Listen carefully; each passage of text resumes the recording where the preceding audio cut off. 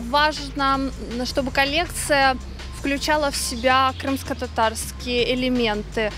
Я не могу это обойти, потому что это часть меня.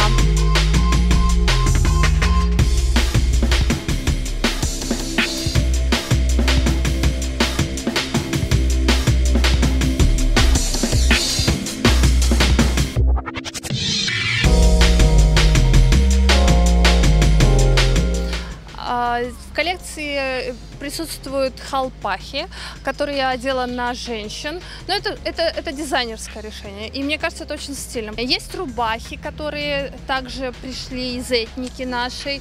Я использую какие-то элементы рукавов, элькабы цельнокроенные в современной интерпретации.